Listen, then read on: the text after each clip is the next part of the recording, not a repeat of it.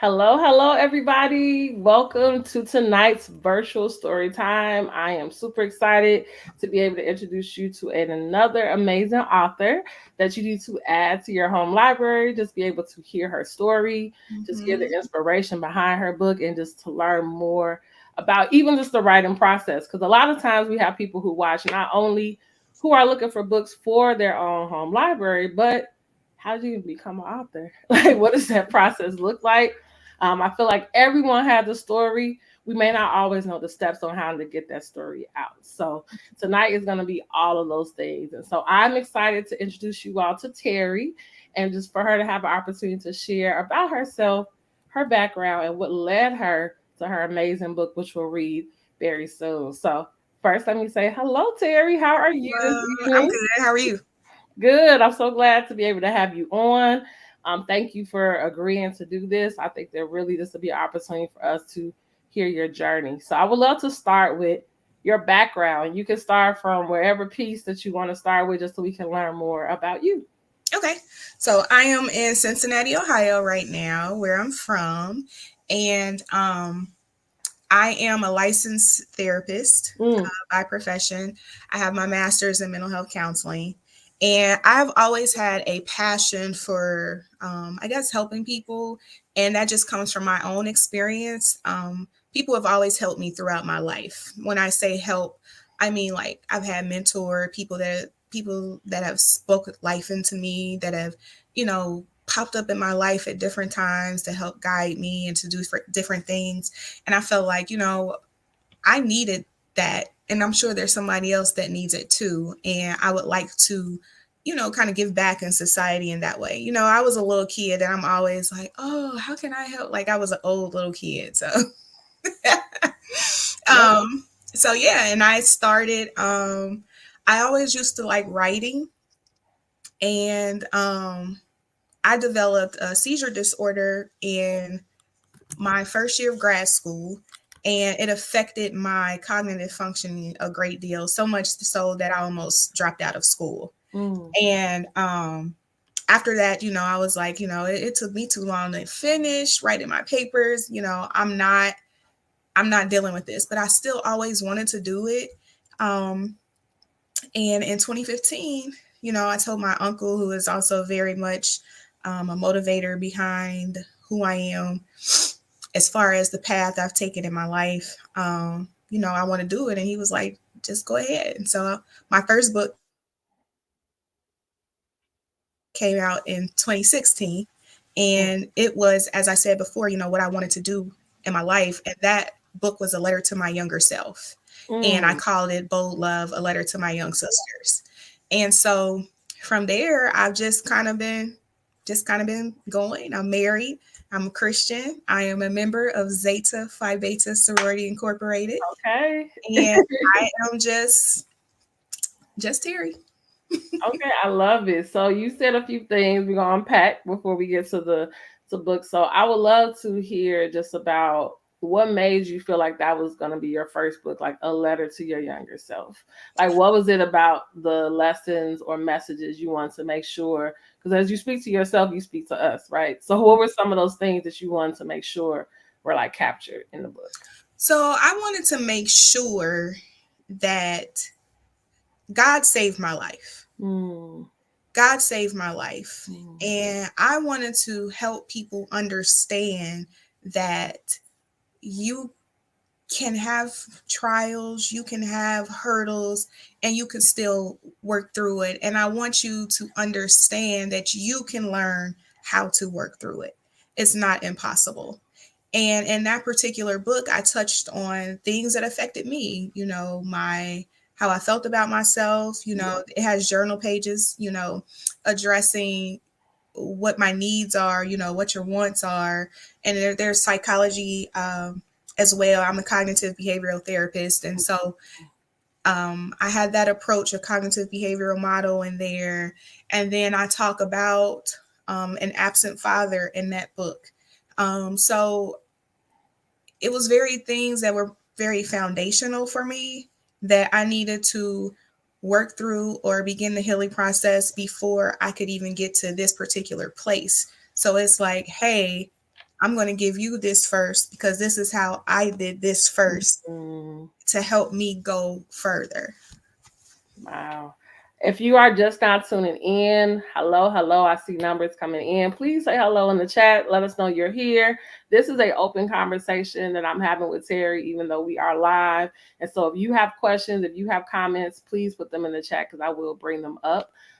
Tonight, not only will we have an opportunity to interview her, but she's also going to read some of her writings so we can be able to get a taste of what the book is about. And so I love just even what I'm hearing so far, just about where this book and the motivation came from. So, a lot of times when we think about our books, how we're going to introduce our writings to the world matters. And so, my favorite question to ask is like, how did you land on this title and your book cover? Right? Because when we go to a store, that is what draws us in. When we hear a title, it already gives us a peek of what we're going to get, when we open up the pages. So tell me a little bit about that process as to what led you to the cover and the title.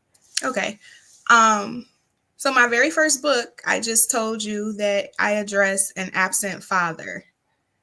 And my fourth book, I addressed my father that died and the peace that he gave me once he died.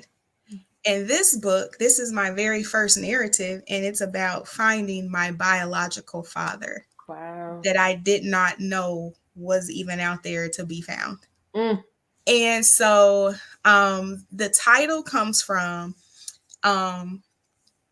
he saw me years ago, and he said, he asked about my mom if I was his. And at that particular time, she, said no.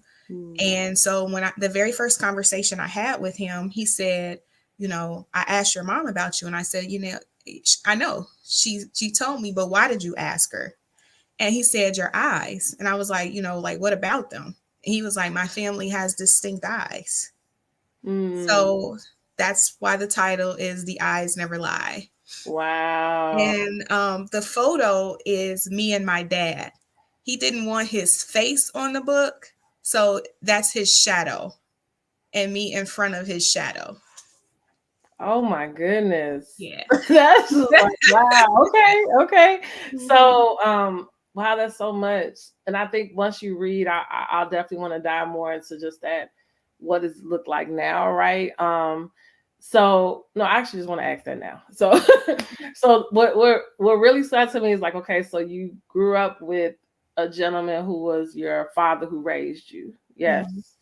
Not knowing that he was not your biological father. Is that true? Correct.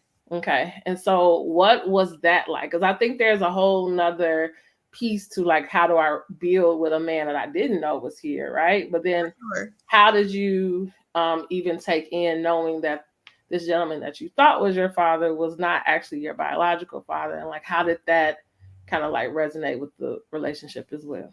So I feel like, oh, hey cousin, my cousin's watching from this.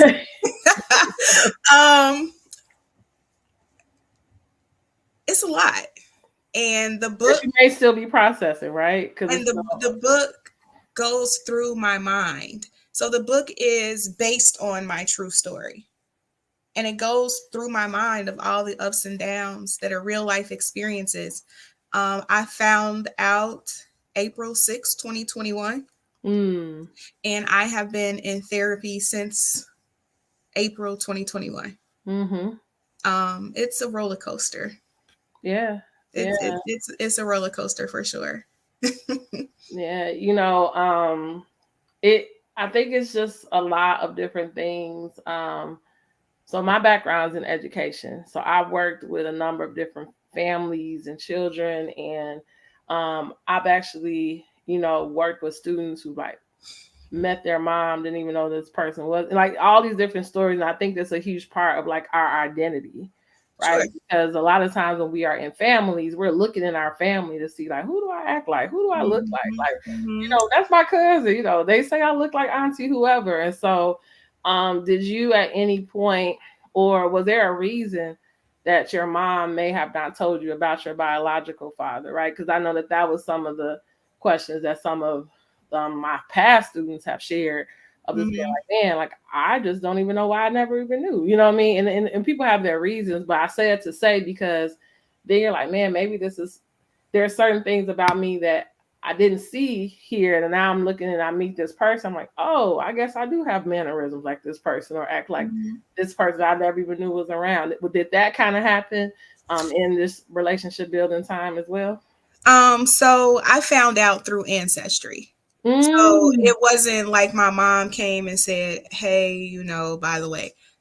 I found out through ancestry, and I was only on ancestry because I just wanted to know like my heritage and like what I was made of, stuff like that. Yeah, So yeah.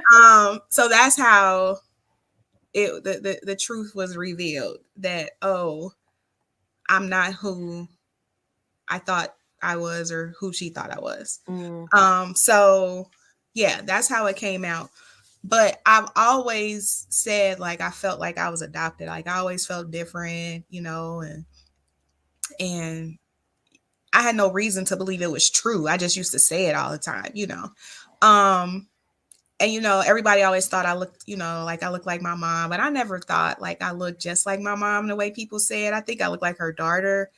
But and even my little sister was like, I always felt like you looked like her or somebody else. Well, I didn't look anything like my assumed father. I didn't look anything like or anybody in the family, but I was built like them. So mm-hmm, that was my claim to fame. mm-hmm. There was no question. But when I met my daddy, It was no question, huh? it made so much sense. Yeah, yeah. It made so much sense.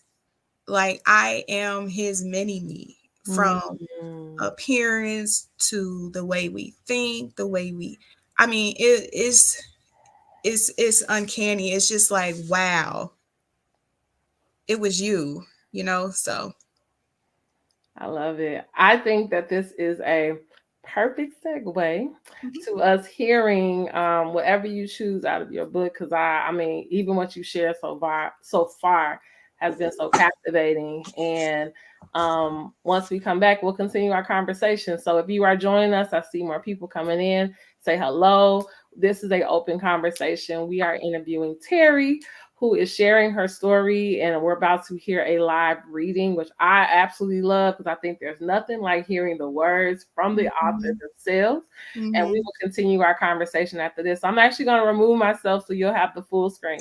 Okay. Here you So I'm going to read right before the intro. So the book is based loosely based on my real life. Zion is based off me. Mr. Wolfgang is based off my dad. And um, this is Zion writing to her diary. Dear diary, sometimes I talk to God throughout my day in traffic, while writing, and even in the shower. I've always felt God's presence and protection. I would sit and dream of this fairy tale life with the most amazing job and family. But the one dream that I spent the most time on was the father of my dreams. Not the man of my dreams, but the father of my dreams. He is handsome, strong, funny, caring, threatening, protective, and crazy about me. I will run to him for protection and flee punishment. I'm not perfect. He will be the other half of my quirky ways. He will brag about me and look at me with loving, proud eyes always. We will do corny things at the same time because we will have a special connection. He will escort me down the aisle on my wedding day and teach me how to dance for my first presidential awards ball because I just dream big.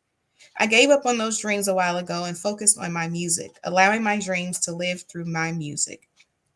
Today, though, I must be honest with myself at the risk of submitting to all the vulnerability that flows through my veins into the universe. My dreams have come true. I'm scared to let my biological father know that all those beautiful songs are my dreams of him.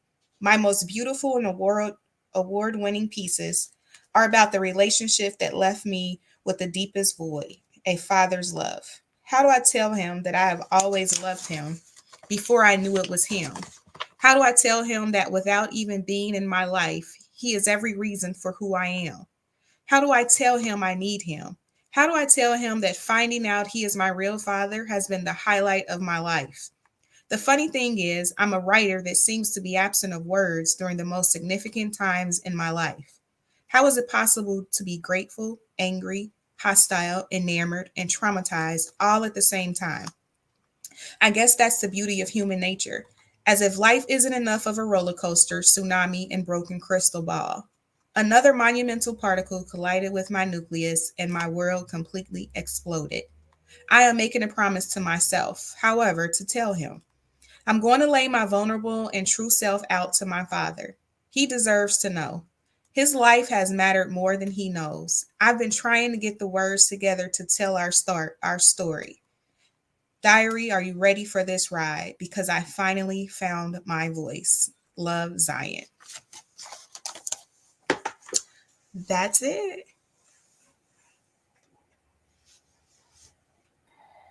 Wow, I love that. That was that was powerful. Thank I you. mean, seriously, I can hear, right? Like, and it's like being able to say something you always wanted to say, right? And like Mhm. the hesitation of what might be the reaction of the other person.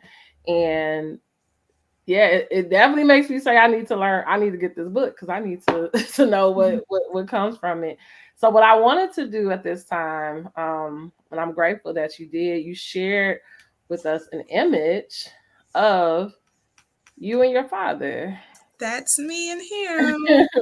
So let's kind of talk about, the relationship currently, right? I know you shared, going, currently in therapy, which I prescribe to all folks. I think we all have things we're processing, but I can imagine just being able to continue to unfold the layers of this relationship. What has now come from, like where you are now? What have you kind of, what are you, most proud of your journey with him? I would just love to hear that. So where we are now is that's my daddy. I'm definitely a daddy's girl. And it has been a beautiful and real experience. There are ups and downs and everything, and that's no different with this situation. And it's a journey that, you know, that we try to maneuver together, and definitely with God, because it definitely shook up my world. Yeah, yeah. And it's different because I dreamt of him all my life. You know, it wasn't necessarily the other way around. So and then meeting him, I have other family. I have other siblings, and um, his sister I knew my whole life. As I called her Miss. And then once I found out, I'm like, oh my gosh, that's my aunt. So Right. which was beautiful because she's such a beautiful person. I just always just think she's so pretty, she's so nice, and stuff like that. So when I found out that was my aunt, it was like, okay. And then 4 days after I found out about him, my mother's mother died. um, Mm. but his mother is still living. And I kind of look at things in divine ways, and it's like God knew my grandmother, who was my everything, Yeah. died, and I meet him, and his mother is still living. So my granny is 90 years old, and she is just pure love. Mm. um and so just the thing I'm most proud of, I'm very proud of him, because he's grown a lot of things that he might not have necessarily done but wanted to do, with knowing me, especially like interviewing, and being in the public was not something that he did. And in that particular picture, I did a Fathers Matter campaign. And Fathers Matter whether your father is in your life or not. You understand how fathers matter when your father is not there. Yep. And you understand how your father matters when he is there. Mm. And so I understood that more and more intently once I met him. And so I did a Fathers Matter campaign, and I had a photo shoot of different fathers and daughters with different design of my designs, and um, we're just growing. I did not have the best relationship with my other father, and um, I guess for the sake, my biological father, assumed father, um, I did not have the best relationship with him. So again, like the character dreamt of, this amazing father. I would always look at people with their fathers with jealous eyes and with eyes of gratitude, because I'm Mhm. grateful that you don't have to experience what I experienced, but I wish I had it too. You know what I mean? Mhm. And so to actually, being able to call him daddy, um, I never had that. Like, I just referred to my father as my father. For me, father is, you fathered a child. Daddy Yeah. is more of an intimate, personal relationship. Yeah. And I had a friend that noticed, like, I stopped saying my father and start saying my daddy. And she said, I'm feeling that. And I didn't know that I was doing that, but it does feel pretty good. And I'm always like, I could call my daddy. My mother is like, oh God, so that's probably what I have, how I would have been as a child. Like, I Mhm. would have been on him as a child. Yeah. Yeah.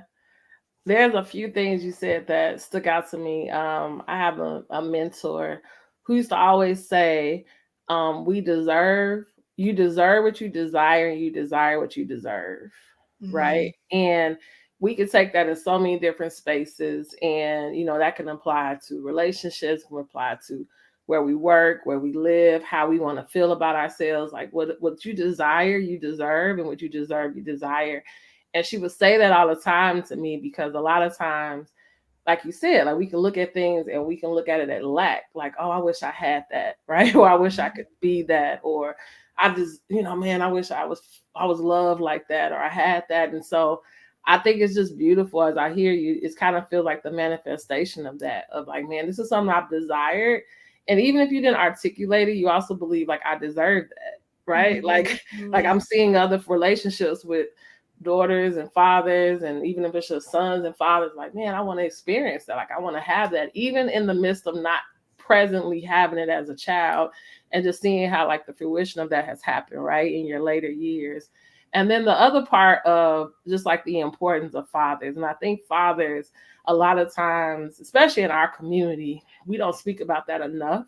We always attach it to like the breakdown of community and home, and all those things are true, but there's a certain essence and presence that fathers have with children that I Hmm. believe, even as much as we're mothers, we can never embody, right? And Hmm. we have to recognize the importance of that. Like I even recognize that with my own son. Like he lives with me primarily, and me and his father are no longer married, but I understand the importance of his presence, right? Sure. Like there's just certain things about just like how we just kind of, I think about me and my dad, I just all of a sudden become a lot softer, right? I'm like, oh, daddy, Yeah,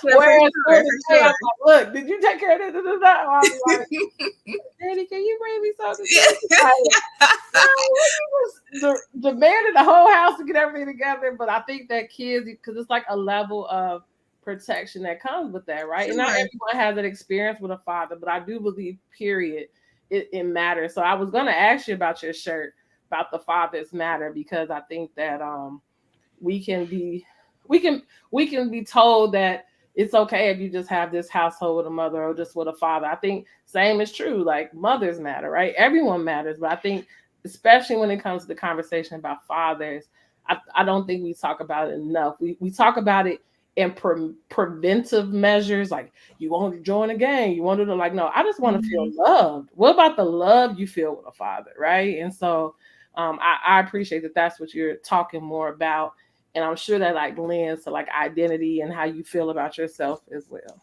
For sure. And it's a lot. Recently, I've seen so many videos online about father and daughter relationships, and it's something people don't talk about Hmm. because it's such a vulnerable topic. And instead of it coming out as, like, I wish I had my daddy, it's like, forget him, he trash. It don't matter. I ain't need him anyway. I made it. But you really inside, like, I needed him. Hmm. Hmm. I wish his presence was there. I needed his love. I needed his encouragement. And we don't talk about it enough. Mm-hmm. And we always come from that angle about fathers in the negative way because I don't know statistics, but maybe more of us have had the negative experience. And because we've had that negative experience, the thought of a positive experience doesn't exist. And then I am not going to act like it's something I wanted because he was trash anyway. So I'm not even going to, talk about him in a good light or admit that I needed him or I wanted him around. Yeah. And fathers need to be encouraged. These men that are not stepping up and doing what they have feelings too. They may feel inadequate. They might feel a certain way, and we need to encourage them more and help them understand that you do matter. Yep. Whether you take me to McDonald's or you take me to Ruth Chris, you matter. Yep. So And that's what I hope. yeah, and I'm sure just even with like your background that we understand that the things that we deal with in relationships are generational, right? And so Mhm. many times when I see, maybe there are issues when it comes to father, more than likely that father who is, like you said, feels inadequate. What was their experience with their father, right? Mhm. Like, did they have a For relationship there? sure. Where are they learning the tools? Same thing as mothers, right? I think it's this idea that we're just born with the skills. And it's like, no, that's not how that works. Right. But the Right. same thing, like I model what I see until I know and learn differently, right? And so just understanding that, that's why village, I'm always preaching village. I think it's so important that we understand that we all play a part.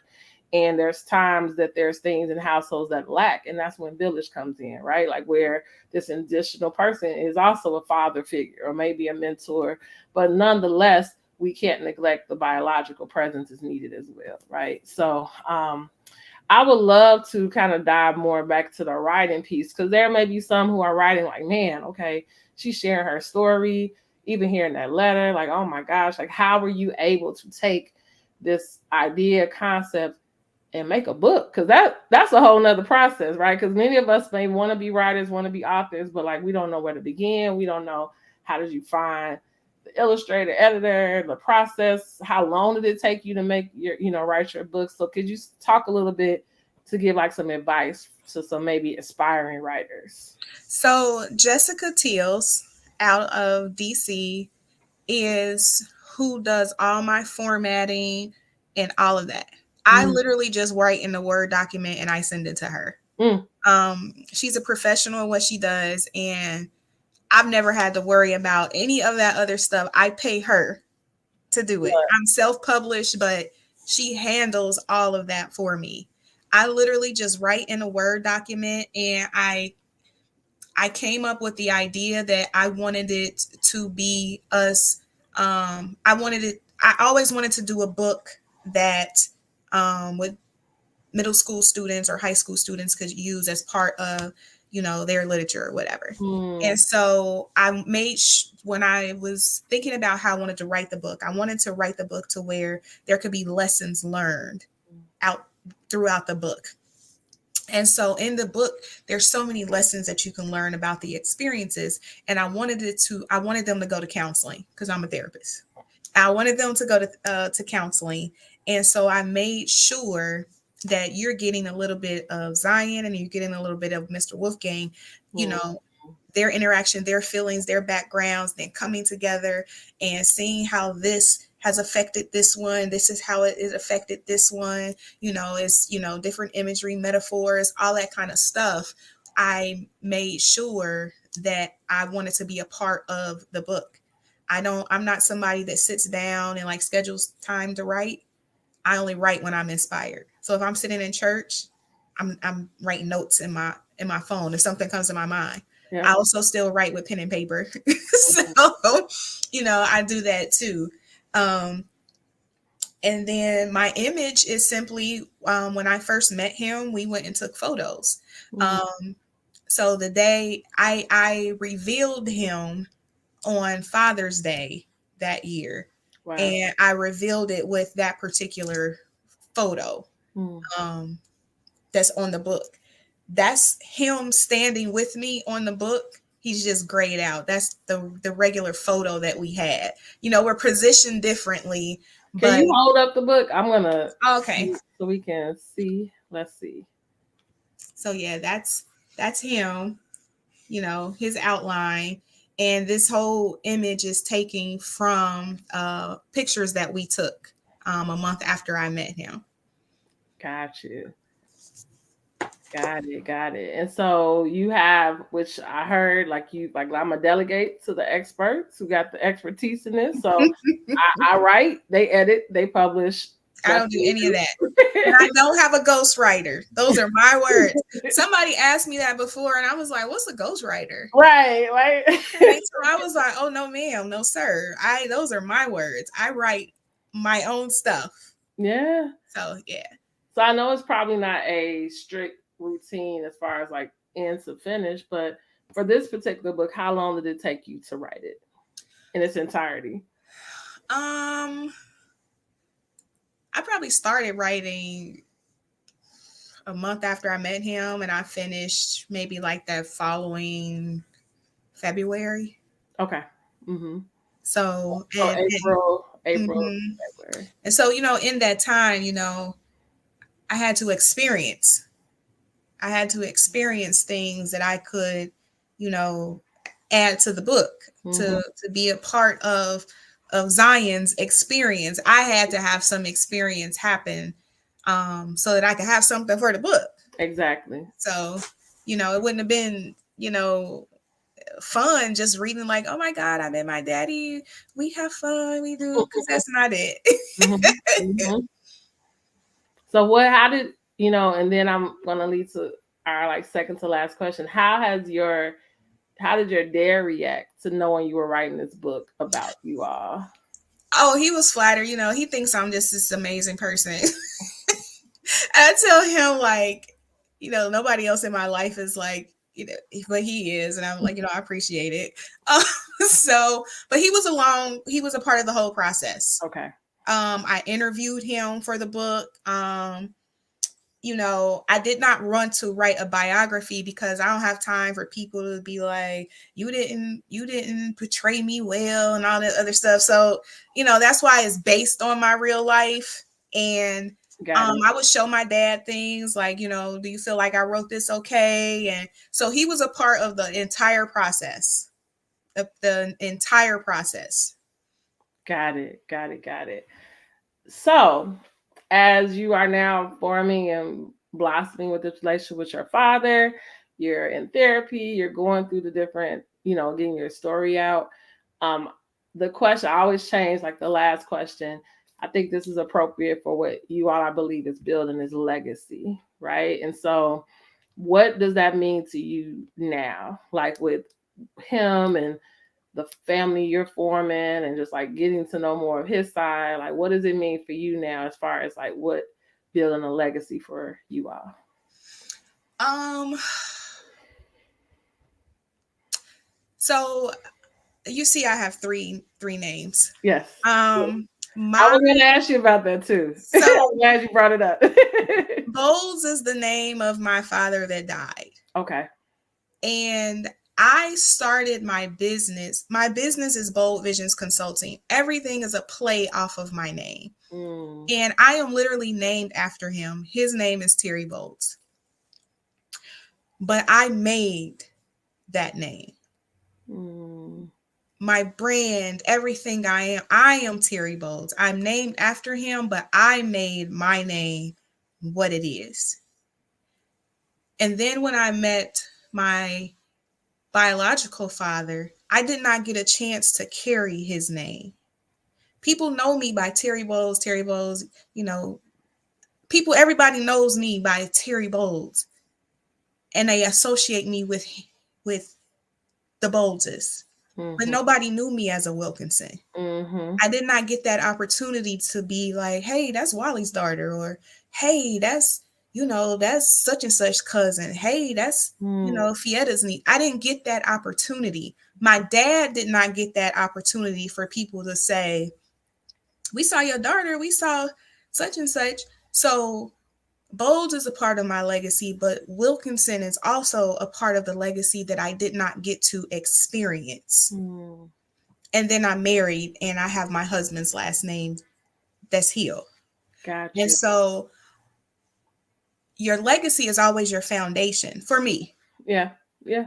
My foundation led me to who I am, even though I did not know the Wilkinsons. Because of my experiences and that foundation and the lack of or whatever, now that I know, I am who I am. And you are a part of my foundation. And I want to make sure that my legacy includes who I really am. I So love I guess that's how I would describe that. it. Yeah. Yeah. You did it beautifully. So, closing thoughts. Like, what's next? Like, as far as your writings, as Mhm. far as just, do you see this being a series? Do you plan on? I mean, wherever you want to go with this, what do you kind of envision being next?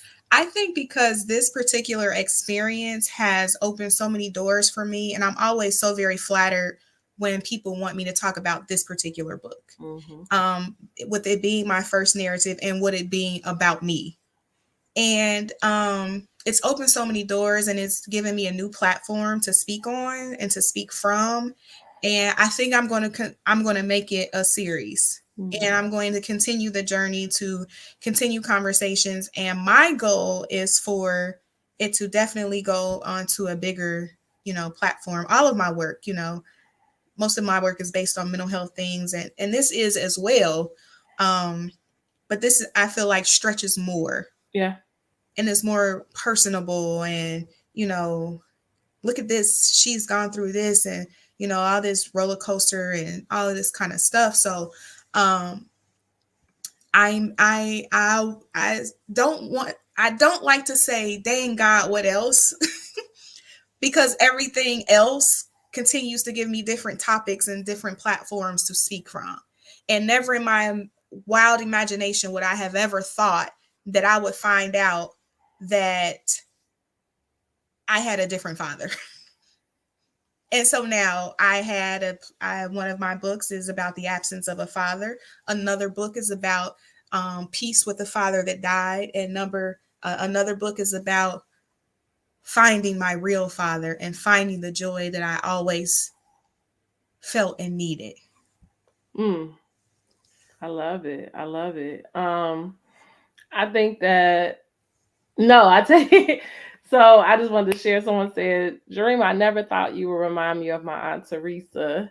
And then they said, "That's a good thing."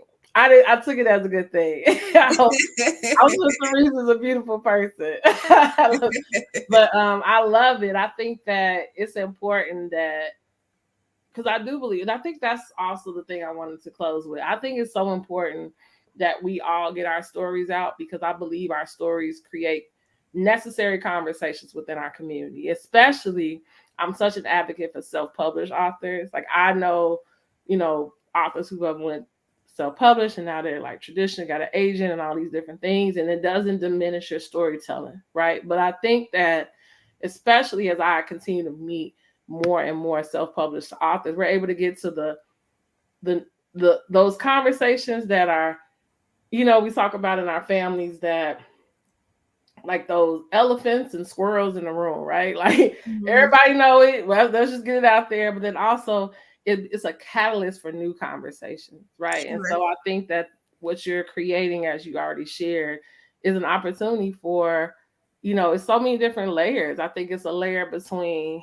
just our upbringing with our families. It's about how do we build relationships, maybe when we're like being reunited with family members. It's about the beauty between daughters and fathers, just about what does that now mean for you as a mother and with you and your husband, and like all those things. I think it all plays a role. So I definitely can see there's many ways that these branches can go and that Mhm. can, I think, will heal a lot of people, because it's the conversations that we need to have in order to continue to thrive. So before we close out, I would love for you to share, and we're actually, when we replay it and share it out through our network, are going to include it, but I would love for you to just tell people, how can they get a hold of your book?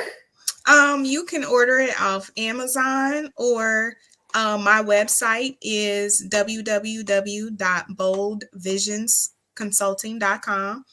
I'm on Facebook at Bold Visions Consulting LLC, Instagram, Visions Bold.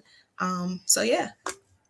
Love it, love it, love it. So this has been a great conversation, Terri. I am so glad to be connected to you. Thank you. Whenever you come to Chicago, girl, come I'll on. actually be in Chicago for my family reunion at the end of August. I'll be in Chicago. Well, please connect with me. I would love. And then, as you were talking about, just like having opportunities to share more. We'll talk offline, but definitely we're gonna make sure you get connected. Thank you for your time. Thank you for those who are watching currently live and those who will watch later. In the comments, if you have questions, any kind of questions you want to pose to Terri, if you want to connect with her, want to be able to see how you can do some collaborations, please put it in there and we'll make sure you all connect. And please share this live, because I think that, again, as I said, these are conversations and topics that we need to know. One, there's a book that exists. It's a way for us to have these spaces to talk. And then also, I think we should just support our local authors, because that is the way that we're able to continue to grow. So we got, congratulations, Terri. That's Thank you. You did an amazing job. Thanks, I appreciate it. Yes, yes. And so again, thank you all and enjoy the rest of your evening. Take care.